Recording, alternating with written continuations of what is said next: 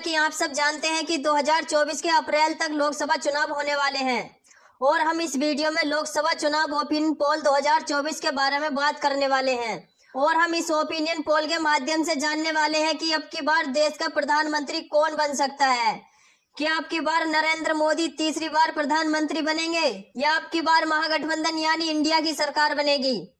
और मैं देश की जनता से पूछना चाहता हूं कि अब की बार देश का प्रधानमंत्री किसे देखना चाहते हैं। क्या आप अब की बार केंद्र में तीसरी बार नरेंद्र मोदी को प्रधानमंत्री देखना चाहते हैं या फिर अब की बार राहुल गांधी को प्रधानमंत्री देखना चाहते हैं या किसी अन्य दल नेता को अपना प्रधानमंत्री देखना चाहते हैं। कमेंट करके जरूर बताएं, क्योंकि जनता की राय लोकतंत्र को मजबूत बनाने के लिए महत्वपूर्ण होती है, इसीलिए अपनी राय अवश्य दें।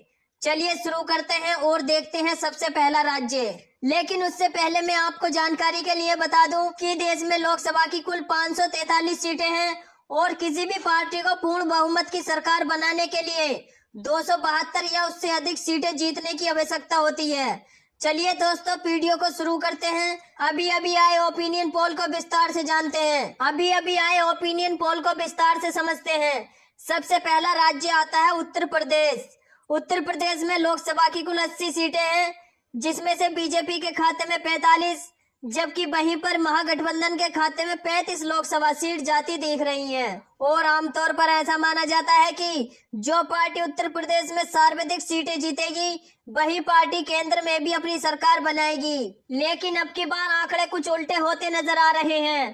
पूरे ओपिनियन पोल को देखिए और आपको पता चल जाएगा कि कौन देश में सरकार बनाने जा रहा है। इसी के साथ यदि हम बात करें बिहार राज्य की, बिहार राज्य में लोकसभा की कुल 40 सीटें हैं।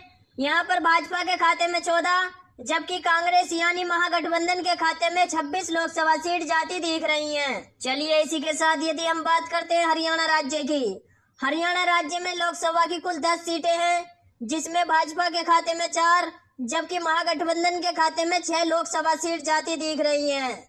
इसी के साथ यदि हम बात करते हैं पंजाब राज्य की, पंजाब राज्य में लोकसभा की कुल 13 सीटें हैं, जिसमें भाजपा का खाता खुलने की कोई संभावना नहीं है। महागठबंधन के खाते में 5, अन्य दलों के खाते में 8 लोकसभा सीट जाती दिख रही हैं। चलिए इसी के साथ यदि हम बात करते हैं गोवा राज्य की, गोवा राज्य में भाजपा व कांग्रेस के बीच बड़ी टक्कर देखने को मिल सकती है। यहाँ पर भाजपा के खाते में 1, जबकि कांग्रेस यानी महागठबंधन के खाते में भी 1 लोकसभा सीट जाती दिख रही है। चलिए इसी के साथ यदि हम बात करते हैं असम राज्य की, असम राज्य में लोकसभा की कुल 14 सीटें हैं।